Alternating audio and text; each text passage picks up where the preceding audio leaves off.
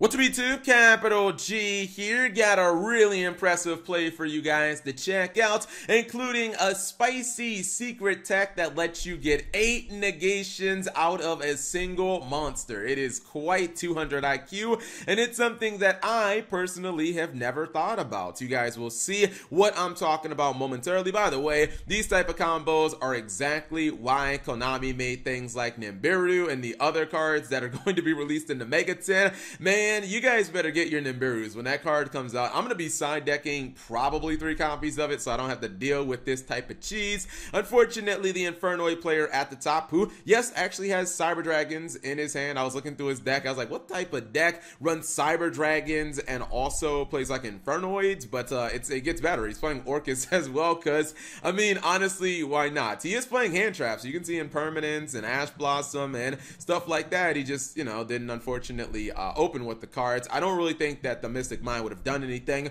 when this guy actually makes his board. So it looks like just kind of a standard, maybe Isold Turbo, but he is playing Psy Reflector, which is obviously that's a Stardust Assault Mode card, or I guess I could say it's an Assault Mode support card. It's not necessarily Stardust Assault Mode, but his opponent obviously gets to Isold relatively easily. He does have Called by the Grave, I guess, to stop maybe the Ash Blossom and Joy Spring, but it would not have actually stopped Infinite Impermanence, so he didn't open it. He didn't open with it anyway, so I guess it honestly doesn't matter. And he is going to continue comboing. Now, you guys usually would see kind of like Destrudo going to some Guard Dragon plays, but that's not actually what he's looking to do here. Instead, he is going to go a little bit of a different route. Power Tool Dragon is still so strong. I get into an argument with my live stream all the time because I've told them I think Power Tool Dragon is going to be the next Signer Dragon that ends up getting banned because I feel like eventually, like, equip cards will just become broken. We already saw what is it, like Phoenix Blade banned in the OCG. Anyways, he is using Douglas, the Timeless, and that did get back a monster. He's gonna go for Saryuya, Skull Dread, and yeah, he's working towards that spicy tech. Now this is going to be a Rescue Ferret play, and he's actually going to summon even more of the Assault Mode monsters, and I was like, oh snap, maybe he's going to go for Stardust Dragon Assault Mode. I mean, it is built-in negation. It's a pretty legitimate card. Unfortunately, he is going to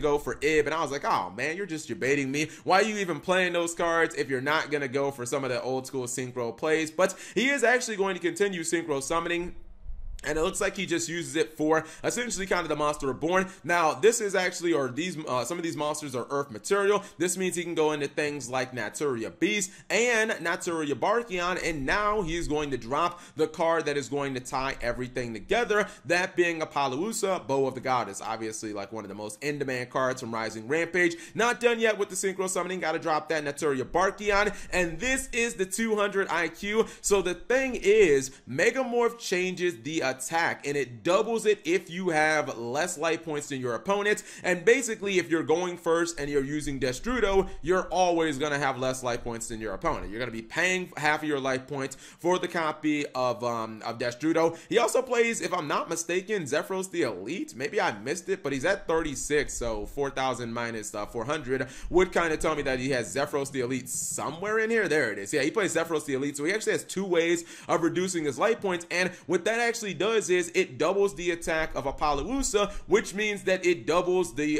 amount of times that she can actually negate. This means instead of having the walking 4 negations, this chick is actually 8 negations right now, which, I mean, correct me if I'm wrong, but your opponent don't open with 8 cards, so she can basically negate their entire opening hand if they are all monster cards. And if you're playing like a Thunder Dragon build, which basically is what, 37 monsters and 3 spells, you might end up falling victim to this one card simply beating you. Now the thing is, it only is actually doubled while your life points are lowered than your opponent. So when you start attacking your opponent, this does need to be the first card that you're going to attack with. Otherwise, you could end up doing too much damage, and then her attack will be cut in half before she actually declared an attack. So you can see this guy basically doesn't have anything. He's going to go for Dark Law just to try to like add insult to injury. He has everything. Well, basically he has all the spell negation, all the trap negation, and now he's going to banish all the monsters in addition to obviously 8 negations with Apollousa. It would have been nice to see him potentially use these Stardust Dragon Assault Mode, or he doesn't run it, unfortunately, but it would have been nice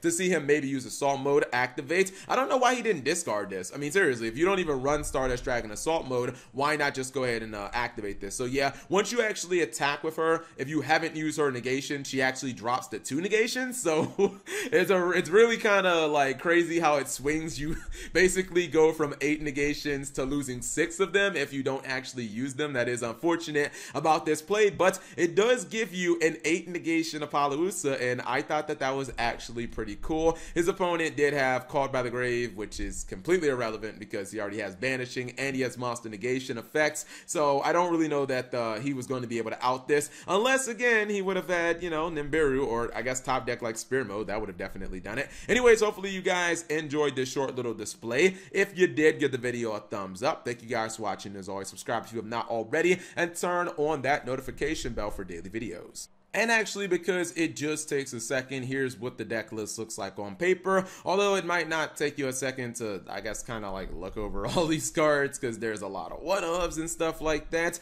I do like him selling out for the Megamorph. I mean, 3 copies of that tells you that basically summoning Apollousa and getting Megamorph on it is kind of like a vital part of the strategy. It gives you 8 negations, as we said before. All the other kind of, you know, just general stuff that you will see in Warrior Turbo, or I guess you could call it ISO Turbo, you know, Neo Space Connector, Warrior extenders that don't use your normal summon, Photon Thrasher, Jump Forward, stuff like that. Playing some elemental heroes as well as mass heroes, and some of like the change cards, because like he was dropping Dark Law, so it definitely makes sense, as well as a Hero Lives. Cards limited, but I mean, I guess like why not just use it if you have the ability to, as well as Mass Change 2. I guess it's just better to run Mass Change 2 than to run the original Mass Change, because Mass Change 2 works with all these other kind of like random dart monsters and whatnot. Also 3 copies of Red Reboot, in case I guess you happen to go second,